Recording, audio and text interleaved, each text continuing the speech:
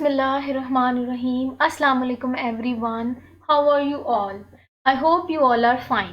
My name is Rifat जहाँ और आज हम सेकेंड लेक्चर को स्टार्ट करते हैं जो कि है FSc part 1 chapter number 1 introduction.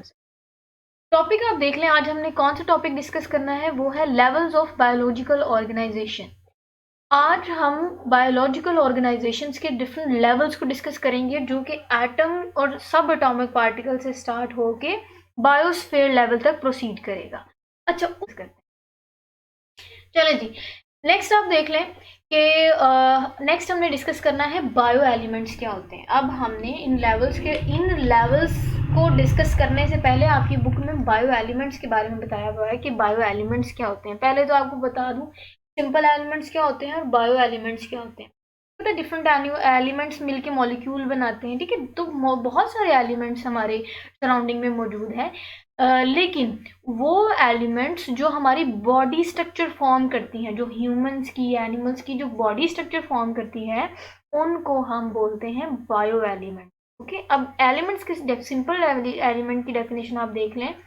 All living and non-living organisms are composed of certain basic substances, Jin basic substances को हम elements बोलते हैं। नेक्स्ट अब हम देखते हैं, देखिए there are 92 naturally occurring elements. 92 types of elements जो है वो नेचुरली हमारे नेचर में मौजूद हैं। इसके अलावा भी अगर हम देखें तो आर्टिफिशली जो हमने सिंथेसाइज किए इन लेबोरेटरी में वो 118 एलिमेंट्स हैं। 118 एलिमेंट्स हैं जो हमने आर्टिफिशली सिंथेसाइज किए, बट उनमें से 92 आर दोज जो कि नेचुरली अकरिंग एलिमेंट्स हैं।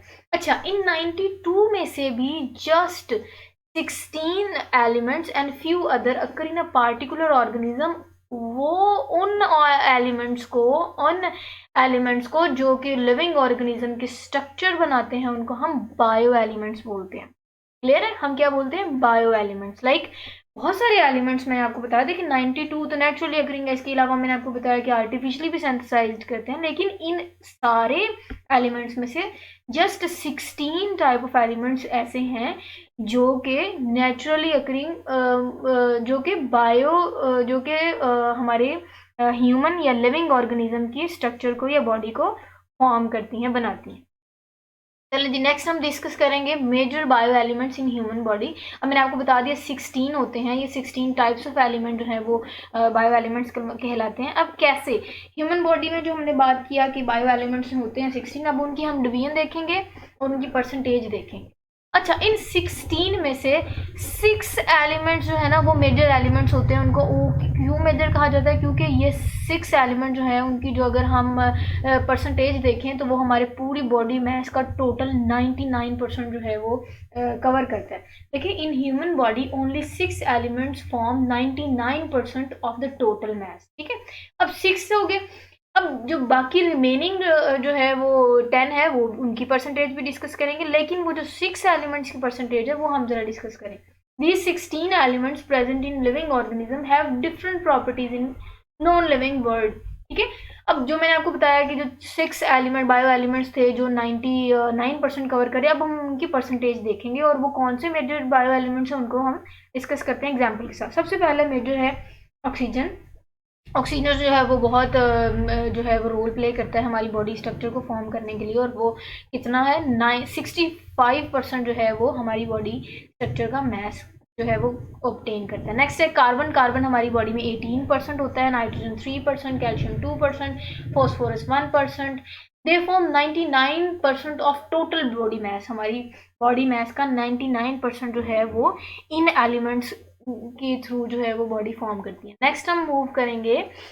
नेक्स्ट जो मैंने आपको बताया उन 6 में से बाकी रह गए 10 टाइप ऑफ एलिमेंट्स। वो 10 टाइप्स ऑफ एलिमेंट जो है वो सिर्फ 1% जो है वो टोटल बॉडी मैस हमारा जो है वो ऑब्टेन करती हैं, और वो क्या होती हैं, उनके परसेंटेज क्या है, वो अब हम देखते हैं। देखिए, other bio elements form 1% of total body mass and includes, उनमें कौन कौन से आ जाते हैं बायो एलिमेंट्स? नंबर 1 पोटाशियम, जिसकी अब देखिए ना हमने बात बताई आपको कि ये जी ओनली 1% ये मैस कंटेन करती है, तो इन सब की जो हम परसेंटेज देखेंगे वो 1% से कम ही होगी ना। अच्छा वो पॉइंट में होगी, जैसे कि पोटाशियम है वो 0.35% है, सल्फर जो है वो 0.25% है, एंड क्लोरीन है वो 0.15% है। इस तरह सोडियम है वो 0.15% है, मैग्नीशियम जो है वो 0.05% है, आयरन है वो 0.004% है। इस तरह कॉपर, अब बाकी जो है copper, manganese, zinc and iodine, ये ट्रेस एलिमेंट्स हैं। ट्रेस एलिमेंट्स इसलिए इनको कहा जाता है क्योंकि बहुत ही माइनर क्वांटिटी में जो है वो हमारी बॉडी का जो मैस है वो बनाती हैं। इनको इसलिए ट्रेस एलिमेंट, क्योंकि बहुत थोड़ी मिकदार में इनकी जो है वो प्रेजेंस देखी गई। नेक्स्ट हम डिस्कस करते हैं कि कह रहे हैं कि each living organism is a self controlled structure and functional integrity.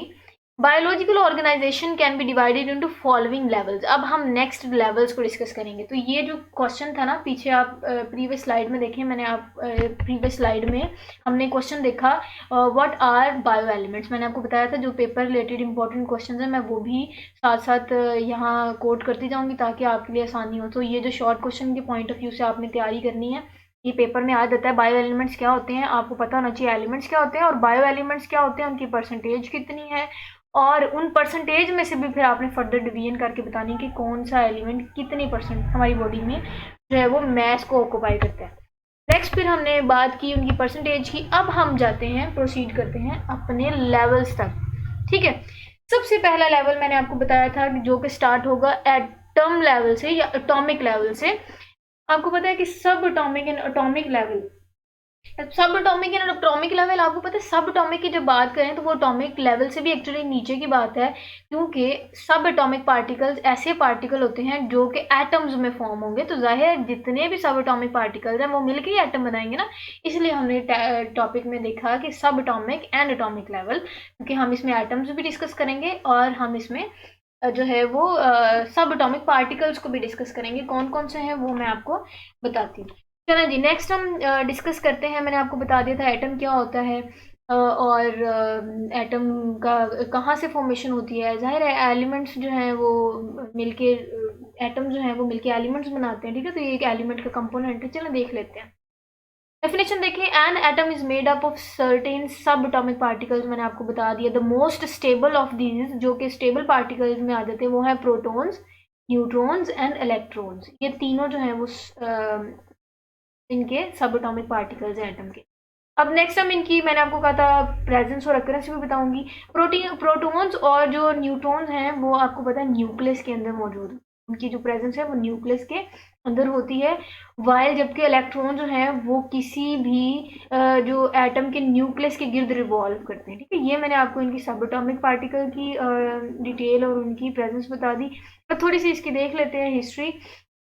अच्छा जी, एन इंग्लिश साइंटिस्ट था जिसका नाम जॉन डाल्टन था। उन्होंने इन अर्ली 1880s में propose that elements actually contain tiny particle. उन्होंने कहा जो एलिमेंट्स को देखा जाए ना तो एलिमेंट्स में टीनी पार्टिकल्स थे, जिसको उन्होंने एटम का नाम दिया। उन्होंने एटम्स का नाम दिया। तो मैंने आपको पहले बता दिया था कि जो एटम्स हैं वो मिलके एलिमेंट बनाते हैं। तो हम ये भी कह सकते हैं ना कि जो एटम है वो एक ऐसे टीनी पार्टिकल्स हैं जो एलिमेंट्स के पार्ट है। ठीक है, जो एलिमेंट्स को फॉर्म करते हैं। तो ये तो कुछ होगी एटम्स की तो बारे में थोड़ी सी डिटेल। अब मैं आपको एटम्स की एग्जाम्पल बताती हूँ जिससे आपको एटम्स और नेक्स्ट आने वाला जो मॉलिक्यूलर लेवल है वो क्लियर हो जाएगा कि मॉलिक्यूल में और एटम में क्या फ़र्क होता है।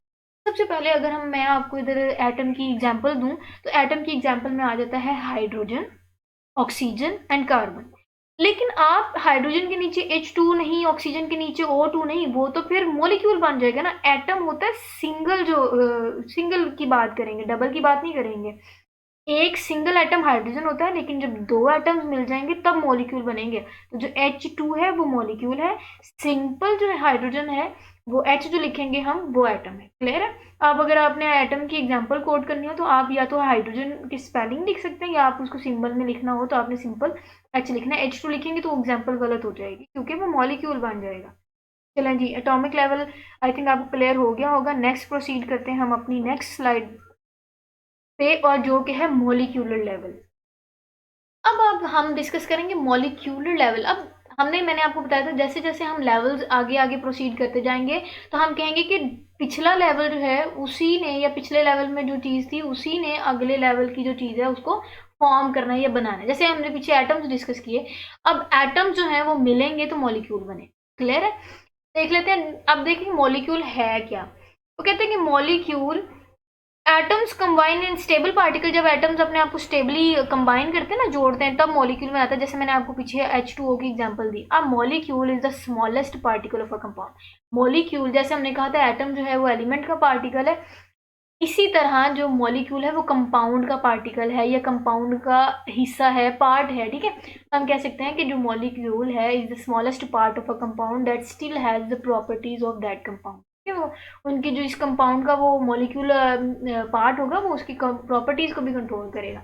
अच्छा जी, नेक्स्ट मैंने आपको भी थोड़ी देर पहले बताया कि जो मॉलिक्यूल होते हैं वो एक्चुअली कम्बिनेशन होता है डिफरेंट एटम्स का। एक या एक से सॉरी ज़्यादा एटम्स की कम्बिनेशन होता है और फिर वो स्टेबल पार्टिकल में जब बना लेते हैं तो फिर वो मॉलिक्यूल बनता है। जब एटम स्टेबली अपने आप को कंबाइन करते हैं। अब स्टेबली कंबाइन करने में दैट मीन्स वो बॉन्ड बना रहे हैं। जैसा कि अब इधर कोवलेंट बॉन्ड का वर्ड देख रहे हो आप। अब जब एटम दो किस्म की बॉन्डिंग करता है अब अपने साथ, ताकि वो मॉलिक्यूल बन सके। कोवलेंट बॉन्डिंग भी करता है और आयोनिक बॉन्डिंग भी करता है। अच्छा, देख लेते हैं एग्जांपल के तौर पे हाइड्रोजन जो है ना, hydrogen can form covalent bond with one and other atom. अगर हाइड्रोजन का देखा जाए तो वो आपस में कोवलेंट बॉन्ड बनाएगा और फिर वो स्टेबल पार्टिकल बन के मॉलिक्यूल बन जाएगा। अगर ऑक्सीजन की बात करें, oxygen and sulphur with two, वो दो के साथ कंबाइन करके स्टेबल पार्टिकल बनेगा। Nitrogen with three, phosphorus and carbon with four other atoms. ये हो गई थोड़ी बहुत इसके बारे में डिटेल। अब मैंने आपको प्रीवियसली बताया था कि हम मॉलिक्यूल्स की डिफरेंट टाइप्स को डिस्कस करेंगे, जो कि आपकी बुक में भी मेंशन है। मॉलिक्यूल्स की डिफरेंट टाइप आप लोगों ने ऑलरेडी पीछे भी पढ़ा हुआ है। Micro molecules and macro molecules. Micro mean small, macro mean large. Micro molecules ऐसे मॉलिक्यूल जिनका मॉलिक्यूलर वेट कम होगा, जिनका साइज छोटा होगा, वो मॉलिक्यूल, उन मॉलिक्यूल जिनका साइज छोटा है, जिनमें मॉलिक्यूल कम है, मॉलिक्यूलर वेट कम है, उनको माइक्रो मॉलिक्यूल्स कहते हैं। अब देख लें, द मॉलिक्यूल्स, वो मॉलिक्यूल्स जिनके with low molecular weight and smaller in size, size में भी छोटे होते हैं, जैसा कि लाइक कार्बन डाइऑक्साइड की एग्जांपल दी उन्होंने, उन्होंने आपको वाटर की एग्जांपल दी, और उन्होंने आपको और भी एग्जांपल्स हैं बहुत सारी, आप दो लिखते हैं, आर कॉल्ड, वो हैं माइक्रोमोलिक्यूल्स। नेक्स्ट हम प्रोसीड करते हैं हमारी next type, that is macromolecules. Macromolecules again उल्ट होगा उसका। द मॉलिक्यूल्स विद, ऊपर लो मॉलिक्यूलर वेट था, ये higher molecular weight and larger in size. अब इसकी एग्जांपल देख लें, शुगर है, प्रोटीन है, फैट्स हैं, और इसके अलावा मैं आपको बताती जाऊँ डीएनए है, लिपिड्स हैं, स्टार्च हैं, ये भी कुछ मैक्रोमोलिक्यूल्स की एग्जांपल है। ये सारे मैक्रोमोलिक्यूल। अब देखें, मैंने इन अब तक के मुझे इंपॉर्टेंट क्वेश्चन मिला वो था ये कि differentiate between micromolecules and macromolecule. This is very important short question, ये आ जाता होता है। तो अभी तक का जो मेरा स्लाइड नोट्स है, आप इसको देख के बहुत ही अच्छा आपको एक शॉर्ट का बड़ा डिटेल्ड आंसर मिल सकता है आपको। चलें जी, नेक्स्ट स्लाइड पर प्रोसीड करते हैं, and that is the other definition, और sorry other types of molecule. देखें, biological world has two types of molecule on the basis of their nature. अब हमने जो मॉलिक्यूल्स को डिवाइड करना है ना, वो हम इनकी नेचर के अकॉर्डिंगली डिवाइड करेंगे। जैसा कि नंबर 1 आप देख सकते हैं स्क्रीन पे है, ऑर्गेनिक मॉलिक्यूल। फिर हम डिस्कस करेंगे कि इनऑर्गेनिक मॉलिक्यूल्स क्या होते हैं। अच्छा, ऑर्गेनिक मॉलिक्यूल्स ऐसे मॉलिक्यूल्स होते हैं जिनमें कार्बन और हाइड्रोजन मौजूद होता है। कार्बन हाइड्रोजन हो या फिर इनके डेरिवेटिव्स हों, जिन मॉलिक्यूल्स में कार्बन और हाइड्रोजन मौजूद होगा या उनके डेरिवेटिव्स होगा, उन मॉलिक्यूल को हम ऑर्गेनिक मॉलिक्यूल्स कहते हैं। अब ठीक है, इनके एग्जांपल देखेंगे और इसकी एक डेफिनेशन है। देखें, an organic molecule is any molecule, ये वो मॉलिक्यूल है कंटेनिंग, जिनके पास, जिन मॉलिक्यूल में हाइड्रोजन भी होगा और कार्बन भी होगा।